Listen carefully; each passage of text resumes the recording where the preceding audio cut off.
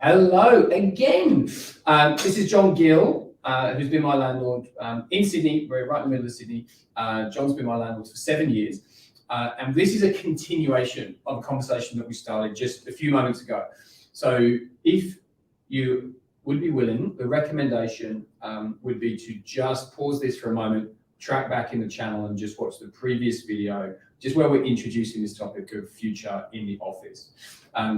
So let's just kind of pick up where we left off, right? So, we're seeing kind of emergent trends. We're seeing people experimenting.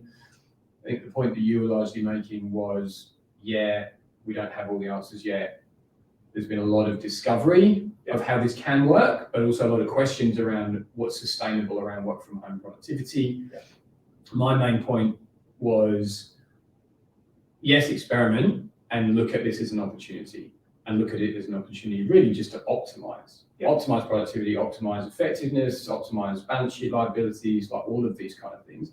And from my perspective, I think the opportunity is to develop more progressive, little p, leadership approaches that can actually welcome, and these are some of the topics we might expand on, welcome more diversity, greater range of equity and access to work opportunities, like regardless of whether you live a commutable distance to a fixed point in space. And I think so. What we also agreed at the end is we don't know what the future looks like. Well, but we are in a very clear point of change. Right? We've all been locked down from home. We're now coming back to the office. What does that now look like? From the 4i perspective, obviously, unless everyone's back in the office and exactly the same was, there needs to be a different brand of leadership, a different style of leadership. From a recruitment perspective, there needs to be a different view on how to capture staff and how to give them what they want, which is going to be, but also from the learning experience and from what you were saying about assets, I think there's clearly going to be downsides. People realise they need an office, but they don't need 3 floors. Right? And I think probably to capture the best sort of where we are, one of our tenants in this building, which is a learning company as well. They teach people from corporates. They're awesome firm. Awesome firm. Development Beyond Learning. We'll give them a shout out because they're a good tenant. They have said, we're coming back to the office. We know we're coming back to the office. We don't want it to be, so we don't want people just to be working here because they want to be here. So we don't want people just sitting at their desk doing the same stuff. We need our space to be one for collaboration, for learning, for culture.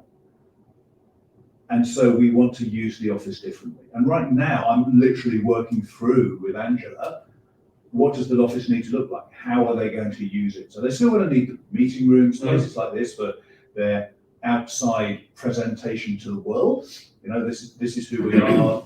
This is our view. This is we are real live, respectable company. But behind the scenes, how we interacted with each other, we're going to get rid of the rows of desks, but what are we going to replace it with? I love that. So what I might actually just offer as a build on would be 3 more C's, right? So if we've got collaboration, learning, and Culture. Thank you. Culture. Something I kind of talk about a bit. Great. Social cohesion. Social cohesion, lovely. Let's also talk about conflict. Let's talk about creativity. And let's talk about credibility, right? So credibility, we touched on briefly in our first video, but I think certainly this varies quite a bit sector by sector, but in a lot of services firms, in a lot of high value creation firms, or industries rather, like you actually need to show up in a space that has resonance with your brand and with the quality of what you do, right? So credibility, let's just say that's important. And the analogy that I made with some of the, not naming any names here, but other brands in the flexible workspace environment, the credibility would be akin to saying, well, come meet me in the hotel lobby of this beautiful hotel chain. But it's ultra high traffic, it's completely transactional. Like there's no, come meet me in the pub, basically. The other thing I would then say, I think, is let's recognise that there's been a lot of really challenging conversations that arguably would sit in that sort of conflict category, or at least a discomfort category, that have been extremely painful for people to navigate when they've had to have them in a virtual environment because of lockdowns. Yes. Right? Yeah. So without saying you need to invite people in order to have disciplinary conversations, let alone dismissal conversations. Yes. But if there's a conversation where there's going to be a level of discomfort, that could be a pricing conversation with a customer, right? Or it could be, a performance conversation with your team, or it could be a product development conversation where the project's off track, or you've had an unexpected bump in your dev cycle or whatever, right? Like those conversations, well facilitated, I would say, are ideal to have in person. And then there's a creative piece, and there's lots of contention around this. And I was having a debate with somebody last night who's an ex marketing agency person and now is in a PR firm. And he was saying he always really struggled with the insistence that everybody had to be in the office all the time because that's how creatives work. And he said for him, so he was more on the sort of ideation creativity side, like he's an ideas guy. He's like, used to mess up my workflow. Like people constantly coming in and they had a very beautiful but open plan office. And he's like, I used to kind of duck away and go work from home so I can get stuff done. Don't know about you, but I have all my best ideas in the bath on a Tuesday night. Okay. There you go. Not on a Wednesday. No. I have a bath on Tuesday, whether I need it or not, as they say in the classics. No, and I really want to touch on that credibility point of view, because that is really where Co10 comes to its fore, right? Absolutely. We exist to give facilities like this and the credibility for companies that can't afford to have this sitting empty 7 hours to 8 hours a day. And for smaller firms, our sweet spot, as you know, is like 4 to 20 staff. Yeah. Who want the big boardrooms, the big presence, the A-grade listed buildings. They want to sit amongst tenants such as ASA and Woolworths who've come in here to have agile space within our thing. And they want to have that credibility on the business card of the address and the presentation to clients and people who come in. So I love that, and I want to build on that and say, what if we framed that choice not out of simple necessity and scarcity, as in I can't afford to, therefore this is a version of the only choice I have, or this is the best version of a choice I have. Yep. If we frame that around abundance, then we can say, well, actually, I'm choosing for this investment to have this cost attached to it, but this value attached to it. Yes. Which then allows me to take that cost, which is now not sunk, and invest that somewhere else. That's right. Right. And that, I believe, is actually why the Co10 model is going to really just take off over the next 3-4 years, because those companies that are downsizing, but still need a facility, still need a place for staff to work. But maybe they're saying, and we'll touch on this later, you don't need to be in 5 days, you can be in 3 days, therefore you need 3/5 of your floor space. 100%. And they want a flexible arrangement in terms of that. They don't want to be tied in for 3-year lease, whatever it is. Because we've learned anything over the last year and a half, it's like expect the unexpected. They want that flexibility. And this is what our model provides. And this is something I'm just going to add my own personal experience here. So, not a digital nomad, but have very much worked all the way through my career, very much out on the terrain. I've been kind of on the road based guy as a consultant. It's been FIFO a lot of the time. So I've never really had that kind of need for like the habitual return to the same space in order to do my most effective work. Right? Like I kind of have habitualized just rocking up, and I'm the vessel that kind of brings the work, and the work gets done wherever the work needs to get done. What I have seen is like a very true benefit to having a permanent address, to having a consistent space for team, clients, even suppliers to come and spend time with me, and that they have choice. Yes. I can have spontaneous, almost immediate, when my calendar allows, contact and time with Tim, virtually, almost anywhere. Yes.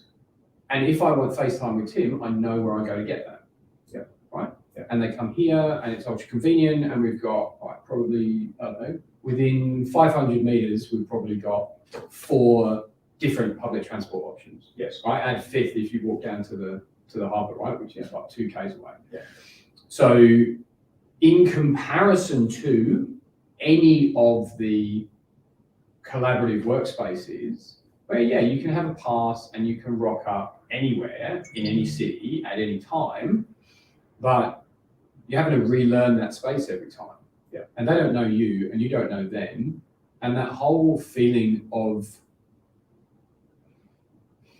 it's work, so it's not a home space, but there is some sort of almost familial resonance to, as a customer, I'm coming to your space. And I think that, so I'm going to touch on that Yeah, and do that a bit, is looking at your experience. The difference between what you have with us and what you would have in a WeWork environment, TM, is you have your own space. Absolutely. You control, you have your office.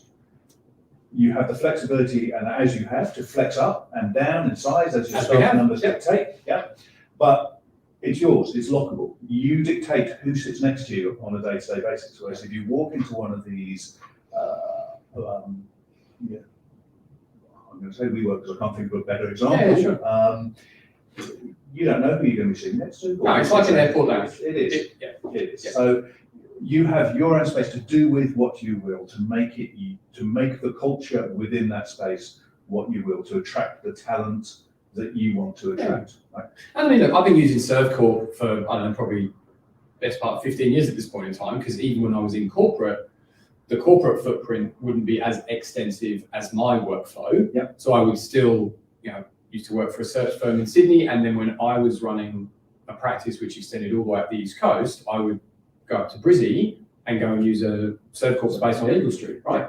And yes, the physical environment was equivalent to this in terms of I would rent a lockable office. Yeah. But I'm doing it on a day rate basis, or I'm absolutely punching like way above my cost base to rent that space on a longer term. Yeah.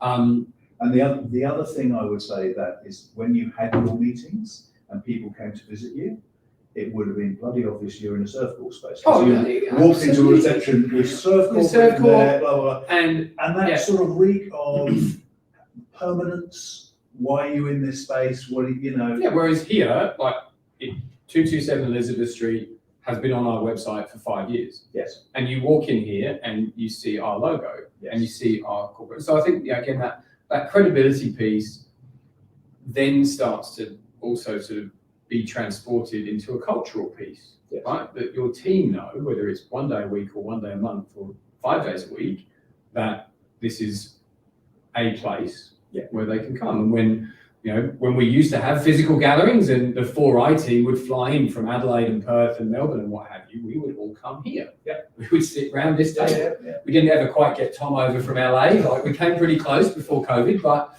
I think this is just such a perfect harmony of all the things that we want and need with all the things that we can have around flexibility and adaptability and opportunity. So I've got a question for you then. Okay, good.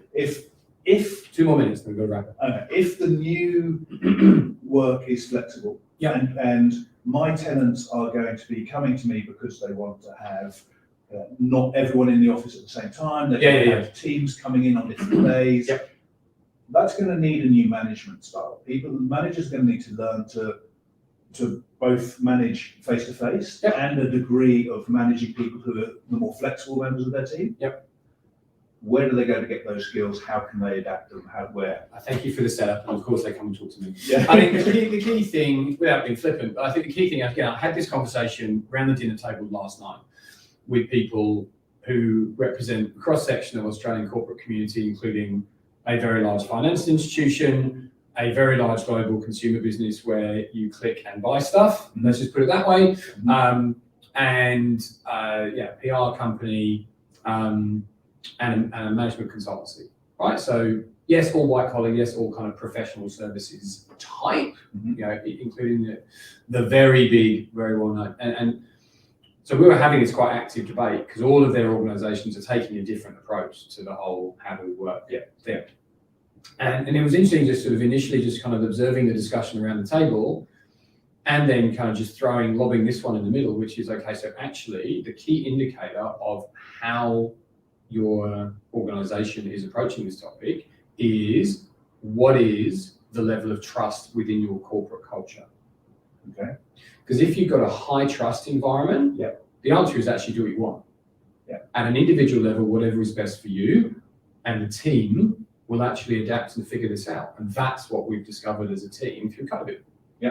If you are in a command and control, low trust, I need to see what's going on. I need lots of permission gates in my corporate processes.